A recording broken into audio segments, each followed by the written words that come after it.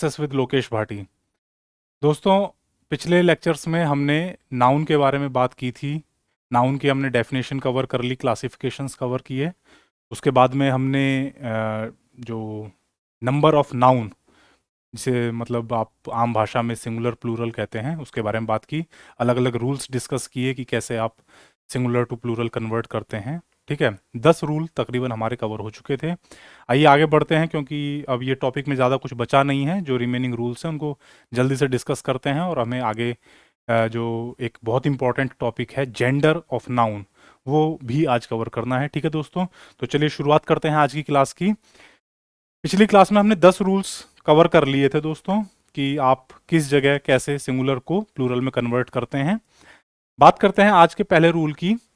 ये 11वां रूल है दोस्तों आपके लिए, और ये कहता है the plural of some nouns. कुछ एक नाउन आपके पास ऐसी होती हैं जिनमें आप en या फिर ren ये सफिक्स जोड़ते हैं, या तो आप en जोड़ते हैं या ren जोड़ते हैं। ठीक है, और ये सफिक्स को जोड़ने से, ये जो सफिक्स मतलब प्रत्यय, इन प्रत्यय या सफिक्स को जोड़ने से आपका सिंगुलर प्लूरल में कन्वर्ट हो जाता है। एग्जाम्पल की बात करते हैं, बहुत इंपॉर्टेंट, ठीक है, वेरी इंपॉर्टेंट, चाइल्ड। चाइल्ड मतलब बच्चा। ठीक है, और जब आप इसे कन्वर्ट करते हैं तो ये बन जाता है चिल्ड्रन। तो आपने दोस्तों देखिए क्या किया है, चाइल्ड वही शब्द है और उसमें आपने क्या जोड़ा है, आर ई एन। तो ये जो आर ई एन सफिक्स आपने जोड़ा है, इससे भी कई बार सिंगुलर को प्लूरल में कन्वर्ट किया जाता है। ये वर्ड इंग्लिश लैंग्वेज में दोस्तों बहुत इंपॉर्टेंट है, और अक्सर क्या है, देखिए आप अनजाने में बोलते समय, जब आप इंग्लिश स्पीक कर रहे हैं, बोल रहे हैं, उस समय पर चिल्ड्रंस निकल जाता है मुंह से, जबकि चिल्ड्रंस सही शब्द नहीं है, चिल्ड्रन। चाइल्ड सिंगुलर है, एक बच्चा, चिल्ड्रन प्लूरल है उसका, अनेक सारे बच्चे। ठीक है दोस्तों, तो आर ई एन जोड़ करके भी आप प्लूरल बना लेते हैं। ऐसे ही और एक वर्ड है ऑक्स। ऑक्स यानी कि बैल, तो इसका जो प्लूरल बनता है दोस्तों वो होता है ऑक्सेन। ठीक है, अब यहां पर आपने क्या किया है दोस्तों, ऑक्स वर्ड के साथ में en जोड़ा है, en सफिक्स लगा है, और यहां आपने प्लूरल बना दिया। तो इस तरीके से आप ren ये वाला सफिक्स भी लगा सकते हैं और en भी लगा सकते हैं। कुछ वर्ड ren से बनते हैं, कुछ वर्ड en से बनते हैं। एक और मुझे बहुत इंपॉर्टेंट एग्जाम्पल इसमें याद आ रहा है दोस्तों। एक बार ये किसी एसएससी के पेपर में पूछा भी गया है, एमटीएस में पूछा गया था। ये ब्रदर, ये जो शब्द है इसका मतलब होता है भाई। ठीक है, इसके 2 प्लूरल बनते हैं दोस्तों। एक वेरी सिंपल, जिसे आप सब जानते हैं, ब्रदर का ब्रदर्स। ठीक है, एक भाई ब्रदर, बहुत सारे भाई ब्रदर्स। कई बार ये जो शब्द है ब्रदर, ये एक कम्युनिटी के लिए भी इस्तेमाल किया जाता है। ठीक है, जैसे कोई बिरादरी है, कोई समूह है, कोई जन समुदाय है, तो उनके लिए जब प्लूरल बनाया जाएगा दोस्तों, तो वो बनता है ब्रेदरन। क्या बनता है, ब्रेदरन। तो वहां पर आप R E N suffix use करके प्लूरल बनाते हैं। ये जो ब्रदर्स है, ये कब इस्तेमाल करते हैं, जब आप एक माँ से पैदा हुए भाई बहनों की बात करते हैं, सॉरी भाइयों की बात करते हैं, तो उनके लिए आप ब्रदर्स इस्तेमाल करते हैं, भाई। ठीक है, एक ही कुल के, एक ही परिवार के। ये जो ब्रेदरन शब्द है, ये जन समुदाय के लिए इस्तेमाल किया जाता है, कम्युनिटी के लिए। ठीक है, उनके लिए तब आप क्या इस्तेमाल करते हैं, ब्रेदरन। ठीक है, तो ये एक हमारा नियम हो गया, जहां पर आप आर ई एन या ई एन सफिक्स यूज करके प्लूरल बनाते हैं। ठीक है दोस्तों, आगे बढ़ते हैं। नेक्स्ट, अगला नियम हमारे सामने जो है वो कहता है कि plural of some compound nouns. अब यहां पर एक ये नया शब्द है, कंपाउंड नाउन्स। ठीक है, इसके बारे में बात करेंगे, पहले पूरा नियम पढ़ लें। Is formed by adding S in the main word. ठीक है, अब सबसे पहले बात कि कंपाउंड नाउन्स सर होती क्या है। ये जो कंपाउंड शब्द है दोस्तों, इसका मतलब होता है मिश्रित। ठीक है, कई चीजों को मिलाकर के जो चीज बनती है उसे कहते हैं कंपाउंड। जो लोग साइंस बैकग्राउंड से होंगे वो जान रहे होंगे, एलिमेंट, कंपाउंड और मिक्सचर। ठीक है, 3 चीजें होती हैं। तो कंपाउंड में क्या होता है कि कई सारी चीजें मिल करके एक नई चीज बनाते हैं। ठीक है, वैसे ही इंग्लिश में कुछ नाउन्स होती हैं जो सिंगल वर्ड की होती हैं, एक शब्द से बनती हैं। ठीक है, और कुछ नाउन्स ऐसी होती हैं जो 2 या दो से ज्यादा शब्दों को मिला करके बनाई जाती हैं। तो जब आप दो या दो से ज्यादा शब्दों को मिला करके एक नाउन बनाते हैं, वो दो या दो से ज्यादा शब्द जो है ना, वो मिल करके काम नाउन का ही करेंगे, एक का ही, एक ही नाउन का काम करेंगे वो, ठीक है। तो वो जो मिक्सचर बना है, वो जो दो या दो से ज्यादा शब्दों का जो मेल बना है, वो एक नाउन का काम कर रहा है, ठीक है। तो जब आपको उस नाउन का प्लूरल बनाना है, तब आपको ये वाला नियम फॉलो करना पड़ता है। तो कुछ एग्जाम्पल लेकर के देखते हैं कि कंपाउंड नाउन्स एक्चुअली में दिखती कैसी हैं। जैसे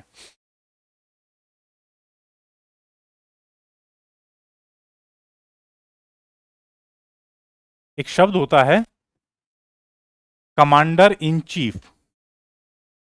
जब सेना की बात की जाती है तो उसका जो सर्वश्रेष्ठ अधिकारी होता है, जिसके हुक्म पे, जिसके आदेश पर सारी सेना काम करती है, उसे कहा जाता है कमांडर इन चीफ, सी इन सी कहा जाता है, ठीक है, शॉर्ट में। तो ये जो शब्द है कमांडर इन चीफ, अब अगर आपको इसका प्लूरल बनाना हो कि सर सेना की एक टुकड़ी है, उसका कमांडर इन चीफ ये है, ये दूसरी टुकड़ी है, उसका कमांडर इन चीफ ये है, ऐसे बहुत सारे कमांडर इन चीफ हैं, तो सर प्लूरल कैसे बनेगा, क्या करें? सर सबके आगे एस एस जोड़ते चले जाएं, या सर इसके आगे एस लगा दें, या इनके आगे लगा दें, या चीफ के आगे लगा दें? तो यहां पर इंग्लिश ग्रामर का नियम यह कहता है कि अगर आपके पास कंपाउंड नाउन है, तो उसमें जो मेन वर्ड है, जो मुख्य शब्द है, उसके आगे आप एस लगाइए, ठीक है। अब यहां पे मुख्य वर्ड क्या है? सर कमांडर, सेनापति। कमांडर इन चीफ का मतलब है, जो इन चीफ है इसका मतलब हो गया मुख्य, और कमांडर का मतलब हो गया सेनापति, मुख्य सेनापति। अब जो मेन शब्द है जिसकी वजह से सारा मतलब आपको स्पष्ट हो रहा है, वो है सेनापति। इन चीफ तो आप टीचर के लिए भी कह सकते हैं, ठीक है, कि स्कूल में जो मेन टीचर है, स्टूडेंट्स के बीच में कोई मेन है, लेकिन यहां पर आपको सेनापति के बारे में जो जानकारी मिल रही है, वो किस शब्द से मिल रही है? कमांडर से। तो आपको एस किसके आगे लगाना होगा? कमांडर के आगे, और इसका प्लूरल बन जाएगा कमांडर्स इन चीफ, ठीक है। प्लूरल जब आप बनाएंगे दोस्तों, तो क्या बन जाएगा? कमांडर्स इन चीफ, ठीक है। ऐसे ही एक बहुत आम भाषा में इस्तेमाल होने वाला वर्ड, फादर इन लॉ, ठीक है, ससुर। किसी भी व्यक्ति की जो स्पाउस है, पति है या पत्नी है, उनके पिता के लिए कहा जाता है फादर इन लॉ, ससुर, ठीक है। अब जब आपको इसका दोस्तों प्लूरल बनाना है, तब क्या करेंगे? फिर से वही नियम कि इंपॉर्टेंट वर्ड जो है, मेन वर्ड जो है, उसके आगे एस लगा दीजिए, और प्लूरल बन जाएगा इसका सर फादर्स इन लॉ, ठीक है, fathers in law. Father in laws नहीं कहते हैं, फादर्स इन लॉ, ठीक है। ऐसे ही मदर इन लॉ, सास, उसके लिए mother's in law. Brother in law, ठीक है, साले साहब, तो उसके लिए brothers in law. Sister in law, साली, तो सिस्टर्स इन लॉ, ठीक है। तो ऐसे जो भी शब्द हैं, सन इन लॉ, दामाद, तो सन्स इन लॉ, ठीक है। तो ये जितने भी इन लॉ वर्ड वाले वर्ड हैं, जो रिश्तेदारी के लिए इस्तेमाल किए जाते हैं, उनमें सभी में आप जो मेन वर्ड है, उसके आगे एस का प्रयोग कर देते हैं, और वो आपके लिए क्या बन जाता है? प्लूरल बन जाता है। एक और बहुत इंपॉर्टेंट है, इसमें अक्सर एग्जाम में पूछ लिया गया है, स्टेप फादर या स्टेप मदर, ठीक है। ये होता है जो शब्द कहते हैं ना कि दूसरी माता, ठीक है। सपोज किसी व्यक्ति के पिता और माता हैं, वो माता एक्सपायर हो गई, अब पिता ने दूसरी शादी कर ली, तो जो बेटा है उसके लिए जो दूसरी माता हैं, ठीक है, उनके लिए कहा जाएगा स्टेप मदर, और ऐसे ही पिता के लिए स्टेप फादर। तो जब इनका प्लूरल बनाया जाएगा, तो स्टेप्स मदर नहीं कहेंगे, स्टेप मदर्स, ठीक है, स्टेप मदर्स। मेन वर्ड को आपको फोकस करना है। जब भी आप कंपाउंड नाउन बनाओगे दोस्तों, तो जो मेन शब्द है ना, उसके आगे एस लगना चाहिए। क्लियर है? ऐसे स्टेप फादर अगर होता हमारे पास, स्टेप फादर, सौतेले पिता, ठीक है, स्टेप फादर, तो बन जाता स्टेप फादर्स। तब आप बना देते इसका स्टेप फादर्स। क्लियर है दोस्तों? तो इस तरीके से आप कंपाउंड नाउन के प्लूरल बनाते हैं। एक और इंपॉर्टेंट मुझे याद आ रहा है, जैसे एक पद होता है सेना में, मेजर जनरल, ठीक है, मेजर जनरल। एक इसको और डिस्कस कर लेते हैं, फिर ये हमारा नियम कंप्लीट हो जाएगा। Sorry, major general. भारतीय सेना में ये टॉप से तीसरा रैंक है। मतलब सबसे ऊपर होता है हमारी भारतीय थल सेना में जनरल, उसके नीचे होता है लेफ्टिनेंट जनरल, और उससे नीचे होता है मेजर जनरल। ठीक है, तो जो शब्द है मेजर जनरल, अब बहुत सारे हैं सर, हमारी भारत की इतनी बड़ी सेना है तो उसमें मेजर जनरल रैंक के तो बहुत सारे लोग होंगे, तो उनके लिए जब आप प्लूरल शब्द इस्तेमाल करोगे तो क्या करेंगे सर, मेजर, मेजर के आगे लगाएं या जनरल के आगे लगाएं सर।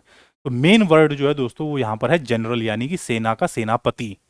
उसके लिए अब दोस्तों इसमें यहाँ पर जो प्लूरल बनेगा वो बनेगा major generals, major generals.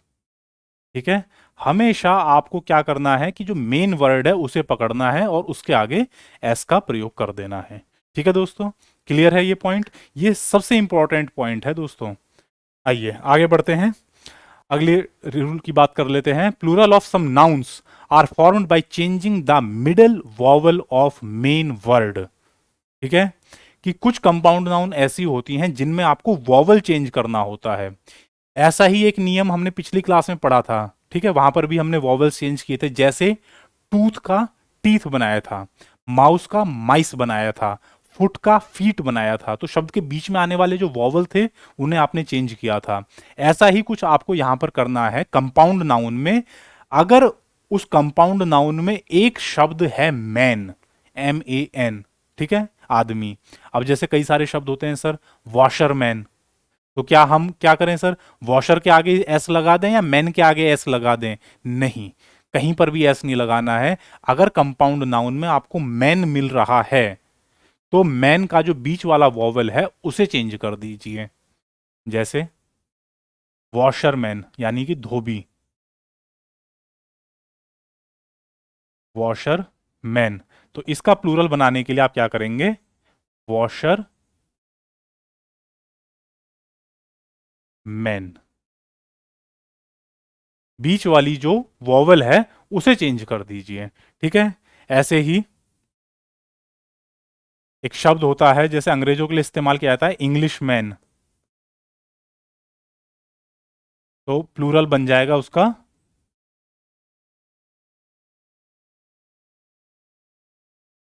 English man. ठीक है, फ्रेंच मैन, फ्रांस के लोग,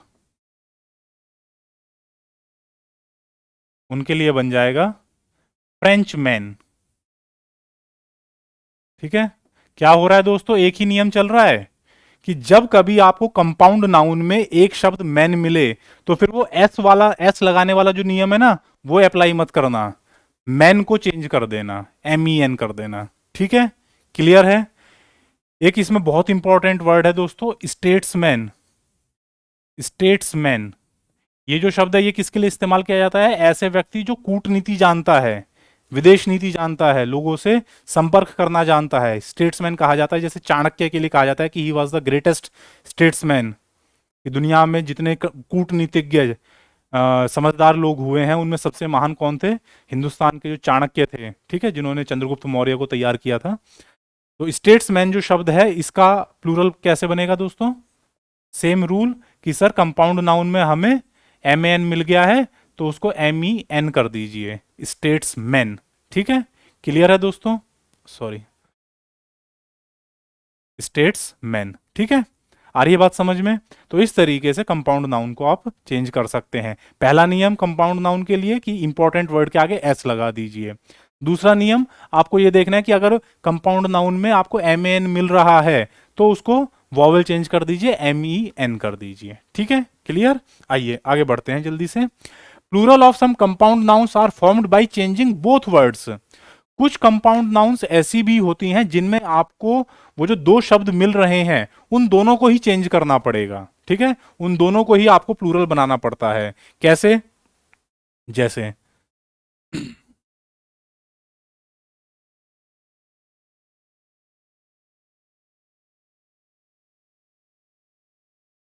मैन सर्वेंट, ठीक है, मैन सर्वेंट यानी कि नौकर, और वोमेन सर्वेंट होता तो नौकरानी।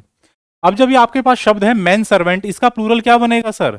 सर आपने बताया कंपाउंड नाउन में आपको एम एन मिल जाए तो एम ई एन कर देना उसका और प्लूरल बन जाएगा। नहीं, वो नियम केवल उन शब्दों के लिए जहां पर आपको एम एन लास्ट में मिल रहा है, ठीक है। अगर स्टार्टिंग में मिल रहा है तो आपको दोनों वर्ड को प्लूरल बनाना पड़ेगा और ये क्या बन जाएगा?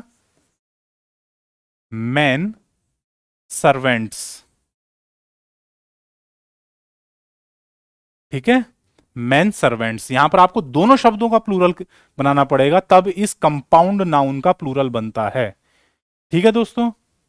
अगर आपको एम एन स्टार्टिंग में मिल रहा है कंपाउंड नाउन में, तो फिर आपको तीसरा नियम ये लगाना पड़ेगा कि दोनों शब्दों को प्लूरल कर दीजिए, ठीक है।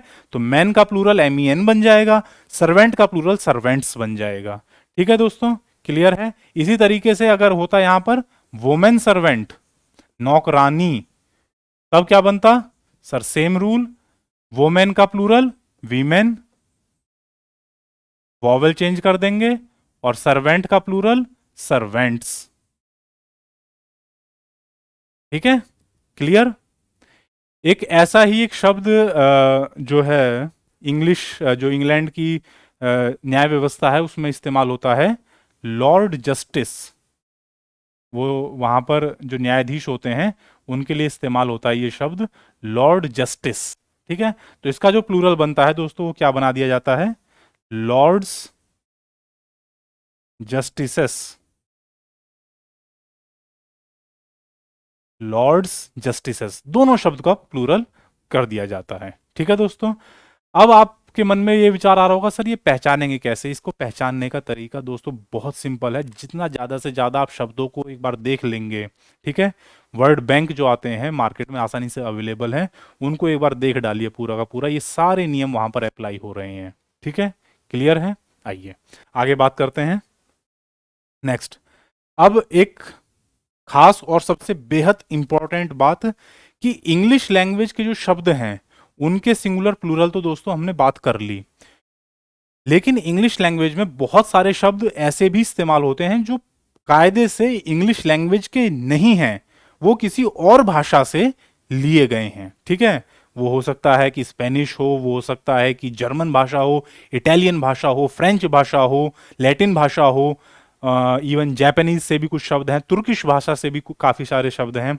तो अलग अलग जो यूरोपियन और अमेरिकी भाषाएं हैं, अफ्रीकी भाषाएं हैं, तो उनके शब्दों को भी किस में जोड़ दिया गया है? इंग्लिश में ले लिया गया है आम इस्तेमाल में, ठीक है। तो उन शब्दों का जो प्लूरल फॉर्म होती है वो आपको दोस्तों पढ़नी है, और वो अक्सर एग्जाम में पूछ लिया जाता है। उसमें से मैंने कुछ छांट करके आपके लिए जो बेहद इंपॉर्टेंट है, जिनको आप छोड़ ही नहीं सकते, मतलब उनको अगर तैयार किए बगैर आप एग्जाम में जा रहे हो तो आप रिस्क लेकर के जा रहे हैं, ठीक है। तो ये 10-15 जो भी हैं ये आपको जरूर तैयार करनी चाहिए। इनके अलावा भी अगर आप अलग अलग बुक्स से ये फॉरेन लैंग्वेजेस के प्लूरल, फॉरेन वर्ड्स के प्लूरल याद कर लेते हैं तो उतना ही बेटर रहेगा। जल्दी से फटाफट इनको डिस्कस कर लेते हैं दोस्तों, बहुत इंपॉर्टेंट है। सबसे पहला वर्ड है आपके पास एजेंडम। एजेंडम आपको पता नहीं होगा, सुना नहीं होगा बहुत सारे लोगों ने, लेकिन इसका जो प्लूरल है वो आपने सबने सुना हुआ है, एजेंडा, ठीक है। कई बार कहा जाता है ना कि सर मीटिंग का एजेंडा क्या है। अब वो जो एजेंडा शब्द इस्तेमाल किया वो यहां पर हम सोच रहे हैं कि सर सिंगुलर, भाई मीटिंग का एजेंडा क्या है, जबकि एजेंडा जो शब्द है वो अपने आप में प्लूरल है। एजेंडाज अगर आप इस्तेमाल कर देते हैं तो वो गलत हो जाएगा। एजेंडम सिंगुलर होता है, उसका प्लूरल होता है एजेंडा, ठीक है। क्लियर? इसी तरीके से अगला वर्ड है एल्यूमिनस। एल्यूमिनस इस्तेमाल किया जाता है उन लोगों के लिए जो किसी शिक्षण संस्थान से पढ़ करके निकले हैं, ठीक है, तो उनको कहा जाता है एल्यूमिनस। उनका प्लूरल बनता है एल्यूमनाई, ALUMNI, एल्यूमनाई, ठीक है। क्लियर है? अगला बहुत इंपॉर्टेंट वर्ड अपेंडिक्स। अपेंडिक्स का मतलब होता है परिशिष्ट। किसी चिट्ठी के साथ में आपने जो और कागजात लगाए हैं उन्हें कहते हैं अपेंडिक्स। और अपेंडिक्स का जो प्लूरल बनता है वो बनता है दोस्तों अपेंडिसेस, APPENDICES, अपेंडिसेस, ठीक है। अपेंडिक्सेस नहीं कर देंगे, अपेंडिसेस, एक्स की जगह पर CES लगता है, ठीक है दोस्तों। ये सारे इंग्लिश के शब्द नहीं हैं, ये जितने भी वर्ड्स हैं दोस्तों ये इंग्लिश भाषा के नहीं हैं, किन्हीं और भाषाओं से लिए गए हैं और इंग्लिश में इस्तेमाल किए जाते हैं। अगला बहुत इंपॉर्टेंट, एक्सिस। एक्सिस का मतलब होता है धुरी, ठीक है, एक्सिस, और इसका प्लूरल होता है एक्सेस, AXES, एक्सेस, ठीक है। एक शब्द होता है, बहुत आप लोगों ने सुना होगा, बैक्टीरियम। आपने बैक्टीरियम शब्द कम सुना होगा, इसका जो प्लूरल होता है बैक्टीरिया, वो ज्यादा सुना है, ठीक है। तो बैक्टीरियम सिंगुलर होता है, उसका प्लूरल होता है बैक्टीरिया। बैक्टीरियाज मत लिख देना कहीं पर भी। अक्सर क्या होता है कि कहीं पर वो जो गलत प्लूरल है वही दे दिया जाएगा और आपको कहा जाएगा कि एरर स्पॉट कीजिए। तो आपको पता होना चाहिए कि बैक्टीरियाज कोई शब्द नहीं होता है, बैक्टीरियम होता है सिंगुलर, प्लूरल होता है उसका बैक्टीरिया। ठीक है दोस्तों, क्लियर है। आइए आगे बढ़ते हैं, बात करते हैं बेसिस। शब्द है बेसिस, यानी कि जिसके ऊपर कोई चीज टिकी हुई है, तल, उसका प्लूरल बनता है बेसेस, बेसेस, ठीक है। कोरिजेंडम, ये कोरिजेंडम भी एजेंडम की तरह चलता है, इसका प्लूरल बन जाता है कोरिजेंडा, ठीक है। कोरिजेंडम का मतलब होता है कि आपने कोई किसी से बात कही, उसके बाद में आप अपनी बात को और आगे बढ़ा रहे हैं, उसमें कुछ जोड़ रहे हैं, ठीक है, उसको ठीक करने के लिए, तो उसे कहा जाता है कोरिजेंडम। या हिंदी में इसके लिए पर्टिकुलर एक शब्द है शुद्धि पत्र, कि आपने कोई बात कही, उसमें कुछ मिस्टेक रह गई, तो आप उसकी जगह पर अब एक दूसरी चिट्ठी दे रहे हैं, दूसरी बात कह रहे हैं जो कि पहले वाली को शुद्ध कर रही है, तो उसको कहा जाता है कोरिजेंडम, और इसका प्लूरल बनता है कोरिजेंडा, DA, ठीक है। अगला एक इंपॉर्टेंट शब्द है क्रीमेटोरियम, यानी कि शमशान घाट। इंग्लिश में कहा जाता है इसको क्रीमेटोरियम, और क्रीमेटोरियम्स उसका प्लूरल नहीं होता है, उसका प्लूरल होता है क्रीमेटोरिया, ठीक है। क्रीमेटोरियम का प्लूरल होता है क्रीमेटोरिया। ऐसे ही एक शब्द होता है आपके पास स्टेडियम, स्टेडियम का प्लूरल स्टेडियम्स नहीं है, स्टेडिया, ठीक है। अब नॉर्मल कुछ जगहों पर स्टेडियम्स भी इस्तेमाल कर दिया गया है, लेकिन ऑर्थोडॉक्स इंग्लिश के हिसाब से स्टेडियम्स शब्द शुद्ध नहीं है, स्टेडिया सही प्लूरल है, ठीक है दोस्तों। एक बहुत इंपॉर्टेंट, डाटा। अक्सर आपने सुना होगा डाटा, सर डाटा खत्म हो गया फोन का, यहाँ डाटा दे दीजिए, कई जगह इस्तेमाल होता है। तो जो डाटा शब्द है, इसका प्लूरल डाटाज नहीं सर, डाटा शब्द खुद अपने आप में प्लूरल है, और इसका सिंगुलर होता है डेटम, DATUM, डेटम। डेटम यानी कि एक आंकड़ा और बहुत सारे आंकड़े, डेटा, ठीक है। तो डेटा शब्द जो है वो सिंगुलर नहीं है, वो प्लूरल है, सिंगुलर है डेटम, ठीक है, क्लियर। आइए आगे बढ़ते हैं, डायग्नोसिस, यानी कि किसी बीमारी को पता लगाना, डायग्नोसिस, और डायग्नोसिस का प्लूरल बनता है डायग्नोसेस, SES, ठीक है, क्लियर, डायग्नोसेस। एक बहुत इंपॉर्टेंट फॉर्मूला, अक्सर सब जगह इस्तेमाल किया जाता है, फॉर्मूला, तो इसका प्लूरल फॉर्मूलाज मत कर देना, इसका सही प्लूरल होता है फॉर्मूलाई, FORMULAI, फॉर्मूलाई, ठीक है।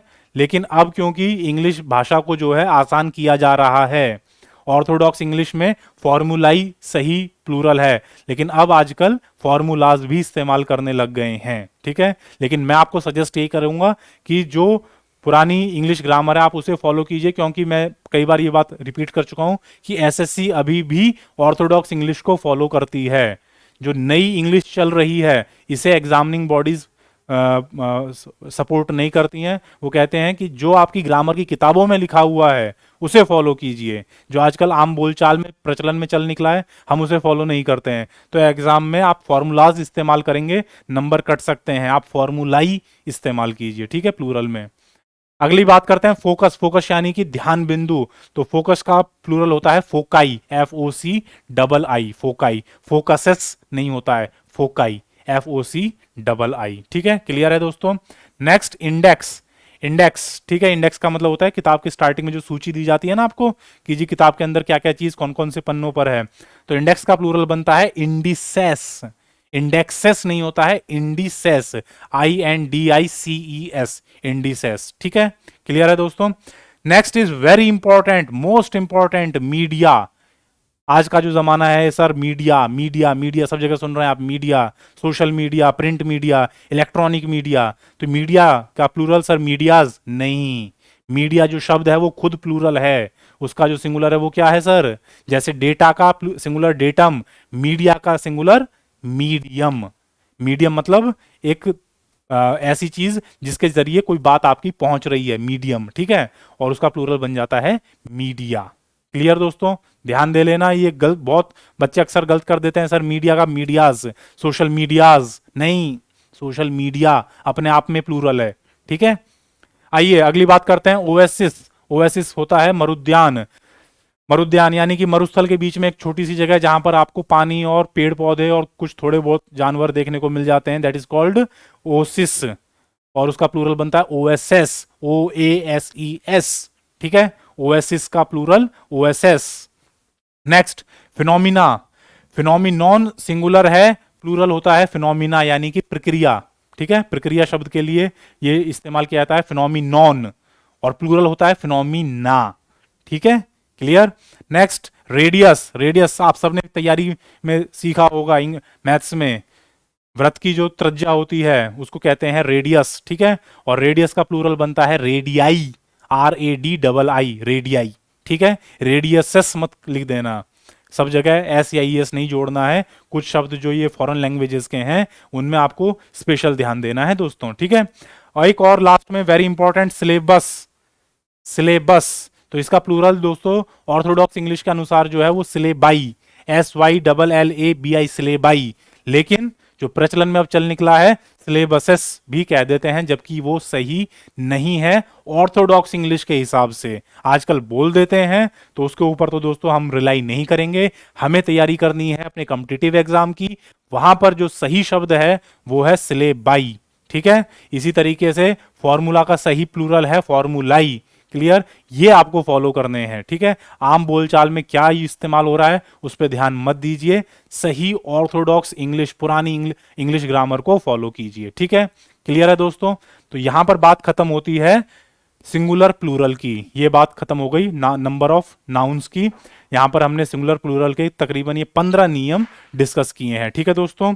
चलिए, तो आज की क्लास में इतना ही रखेंगे, नेक्स्ट क्लास में हम जेंडर स्टार्ट करेंगे, ठीक है दोस्तों। तो इसको जल्दी से फटाफट आप लोग रिवाइज कर लीजिएगा, और इससे रिलेटेड कुछ भी डाउट हो, नंबर ऑफ नाउन से, सिंगुलर प्लूरल से रिलेटेड कुछ भी हो तो उसको इस वीडियो के एंड में कमेंट करके ज़रूर मेरे को बता दीजिएगा, ताकि जब हम जेंडर की क्लास लेकर के आएँ तो उसमें अगर नाउन से रिलेटेड आपका कोई जेन्युइन डाउट है तो उसे भी डिस्कस कर लेंगे, ठीक है। नाउन में हमारे पास अभी बहुत ज़्यादा जो इम्पोर्टेंट है वो जेंडर बचा है, उसे हम नेक्स्ट क्लास में कवर कर लेंगे, ठीक है दोस्तों।